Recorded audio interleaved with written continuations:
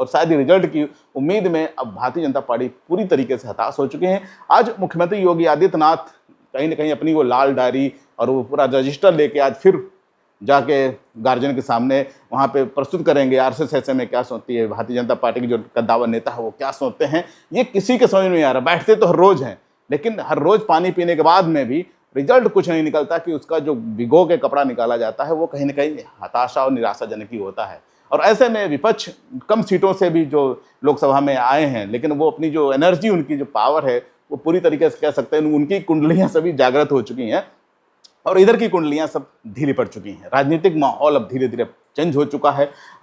सीधे इससे बात ये कह सकते हैं कि अब योगी गए, अब क्या समाचार लेके आते हैं, किस तरीके से यहाँ पे चेंज करते हैं। लेकिन सबसे बड़ी बात होती है जब लीडरशिप होता है, लीडर आगे चलता है, जब उसकी सुनने वाला कोई ना हो तो आखिर उसके फैसले कहाँ जाएंगे, उसकी बात कौन सुनेगा। नमस्कार, मैं मुकेश वर्मा। इस समय हम बात करेंगे द भारत टीवी के माध्यम से आपसे। दरअसल इस समय उत्तर प्रदेश का माहौल बिल्कुल राजनीतिक हो चुका है। जितनी राजधानी में इस वक्त उमस है और उस उमस से हम सब जितना जूझ रहे हैं, वैसे ही कहीं ना कहीं जो राजनीतिक जो तमाम हलचलें हैं उनके भी कुछ कुछ पसीने निकल रहे हैं।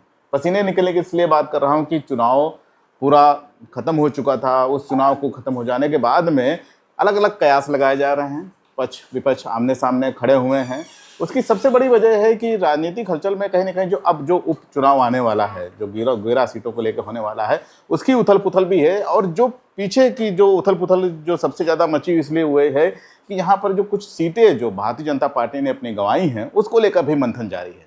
मंथन वैसे ही जारी है जैसे कि हाई स्कूल का में जब किसी बच्चे का रिजल्ट नहीं आता तो बार बार वो उस अखबार को पलट के निरंतर लगातार उसको खोजता रहता है, हर पेज पे देखने की कोशिश करता है कि शायद कहीं उसमें पास होने की गुंजाइश मिल जाए, कहीं उसका रोल नंबर मिल जाए। कुछ ऐसे ही उथल पुथल चल रही है। और शायद मुझे लग रहा है कि एक बच्चा नहीं, जितने बच्चे आसपास के थे, कुछ पास हुए थे, फेल हुए थे, वो सब मानकों के आधार पर उसी तरीके से आसपास जूझते हुए नजर आ रहे हैं।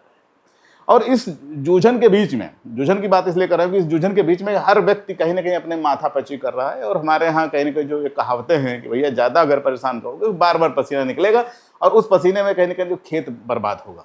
व्यवस्थाएं बिल्कुल एक तरीके से कह सकते हैं कि कहीं न कहीं उस पर ध्यान न जाके पूरी तरीके से मंथन चल रहा है। मंथन इस बात का भी चल रहा है कि एक डिप्टी सीएम, दूसरा डिप्टी सीएम और खुद मुख्यमंत्री इसको लेकर माथापच्ची में करने पर लगे हुए हैं। और गुजरात का जो खारा नमक है, जिसको लेकर हम अक्सर बात करते रहते हैं कि भाई नहीं हजम होगा और सीधा नमक डाला जाएगा, पिसा हुआ नमक डाला जाएगा, तो कहीं ना कहीं उसकी जो गठजोड़ के अंदर की जो चीज़ें थी वो खुल के सामने नहीं आ रही। जैसे नमक पड़ता है वैसे कहीं ना कहीं जो घाव हैं वो तिलमिला देते हैं। और तिलमिला भी देना चाहिए जब चीज़ें, अगर घाव की जो पोजिशनिंग सही नहीं होती और इन्फेक्शन जब बढ़ जाता है तो मुसीबतें भी धीरे धीरे बढ़ जाती हैं। कुछ ऐसी ही मुसीबतें इस समय भारतीय जनता पार्टी के सामने खड़ी हुई हैं। उनके समझ में ये नहीं आ रहा है कि मुझे किस तरीके से बैटिंग करनी है। हालिया सुल्तानपुर के कल मामले में, मानहानि के मामले में राहुल गांधी रायबरेली गए हुए थे और उसके बाद सभी लोग कह रहे थे कि शायद कुछ अलग होगा, कुछ अलग तरीके का इवेंट होगा, कुछ अलग भाषण होगा। लेकिन वो बंदा एक जूते वाली की दुकान पे जाता है और वहाँ उनके साथ बातचीत करता है, कोई राजनीतिक नहीं। वो तस्वीरें इतनी तेजी के साथ में वायरल होती हैं, जितनी जो लगातार अपनी गठबंधन की लेकर जो भारतीय जनता पार्टी लगातार मेहनत कर रही थी, वो तस्वीरें उनकी गुम हो जाती हैं और राहुल गांधी की तरफ लोगों का ध्यान फिर चला जाता है जब दुकानदार का बयान आता है कि इतने साधारण नेता लीडरशिप नहीं हो सकती। शायद ये परेशानी कहीं ना कहीं भारतीय जनता पार्टी के लिए बड़ी मुसीबत का बन गई है। एक तरीके से कह सकते हैं कि एक बड़ा सूट बूट वाला और एक छोटा टी शर्ट वाला, जैसे मैं इस वक्त पहन के बैठा हूँ, कह सकते हैं कि इसमें टी शर्ट मैन की एक जो पोजिशनिंग है पूरे इंडिया में, उससे कहीं ना कहीं भारतीय जनता पार्टी जो पूरी तरीके से परेशान हो चुकी है। और परेशान इतनी हो गई है कि लगातार उनकी मीटिंग हो रही है, मीटिंग खत्म नहीं होती, अधिकारियों के ऊपर थोपा जा रहा है। कुछ मंत्री आरोप भी लगा देते हैं, फिर बाद में उसको वापस भी ले लेते हैं। तो ये एक हड़बड़ाहट है उत्तर प्रदेश में राजनीतिक सरगर्मी में। किस कर्मठ उठ बैठेगा ये किसी के समझ में नहीं आ रहा है। लगातार बयानबाजी जारी है। कभी केशव मौर्य के हटने की पोजीशन आती है, कभी अन्य की पोजीशन आती है, कभी पल्लवी पटेल जाके बात करती हैं। लेकिन जो समीक्षक है, राजनीतिक समीक्षक है, उनके भी समझ में नहीं आ रहा है कि इस समय ये हलचल क्या होगी, किस तरीके से बनेगा, क्या हो आगे होने वाला है। कोई कह देता है कि अब उत्तर प्रदेश का बंटवारा होने वाला है। ये जो हलचल है, कहीं ना कहीं हलचल की जब सबसे के पीछे की वजह कहीं ना कहीं जो भारतीय जनता पार्टी की कलह की भी बात होती है, अंतर कलह उनके निकल के आती हैं। जो बाहर से जो लोग गए हैं वो भी बीच बीच में जाके अपनी अपनी बात कहते हैं। और ऐसे में अखिलेश यादव जी कहीं ना कहीं अपनी चुटकी जरूर ले लेते हैं कि भाई ये है 100 का और गारंटी वाली बातें जब होने लगती हैं तो जाहिर सी बात है कि खिसियाहट जितनी भी लॉबी है एक सत्ताधारी पार्टी के नेताओं की, उनके चेहरे पे साफ नजर आती है। उनके चेहरे पे खुशी कहीं भी नजर नहीं आती है। ऐसा लगता है कि वो हताश हो चुके हैं, हार चुके हैं और हार मान के अब बैठे हुए हैं। चाहे ऊपर से लेके जितने भी लोग चाहे कार्यकर्ता हैं वो भी इनको समझ में नहीं आ रहा है। थोपा किस पे जा रहा है? अधिकारियों पे। हर बात में कहीं न कहीं निकल के आ जाती है कि अधिकारी ध्यान नहीं दे रहे, अधिकारी ध्यान नहीं देते। रोजाना वैसे ही बात होती है कि हम पूरी फीस तो भर रहे हैं लेकिन बच्चे रिजल्ट अच्छा नहीं दे रहे हैं।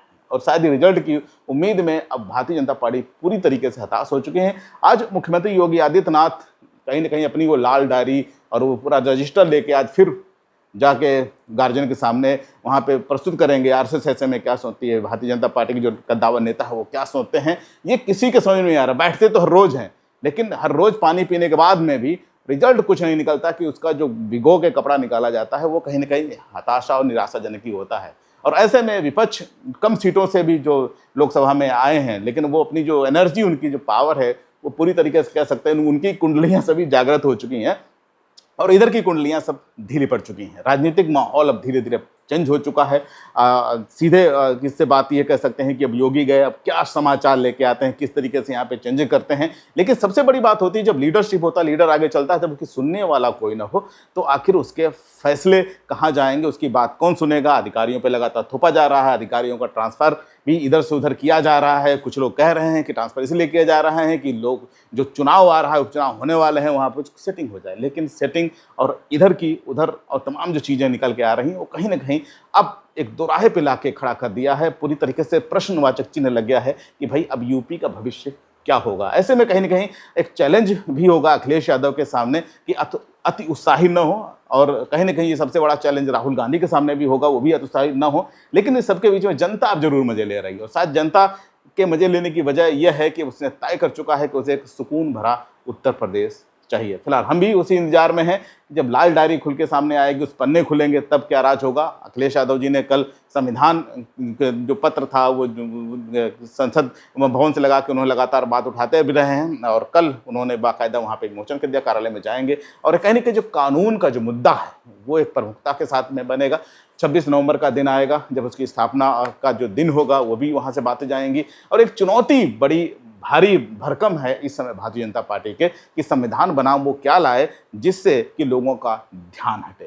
फिलहाल हम सबको इंतजार रहेगा इस एक नए प्रश्न के साथ में। आपको लगता है कुछ आपके मन में कुछ सवाल रह गए हैं, कोई आप बात करना चाहते हैं या किसी टॉपिक हमसे बात करना चाहते हैं और हम चाहते हैं कि उस पर बहस और नए मुद्दे के साथ में आए, तो आपके सुझावों का इंतजार है। यदि आपको बात हमारी अच्छी लगती है आप चैनल को हमेशा की तरह जैसे सब बोलते हैं कि भाई चैनल को लाइक करिए, सब्सक्राइब करिए और जितना शेयर करेंगे मुझे लग रहा है उतनी बात हम लोगों तक पहुँचा सकेंगे। इसी के साथ मैं आपसे विदा लेता हूँ। धन्यवाद।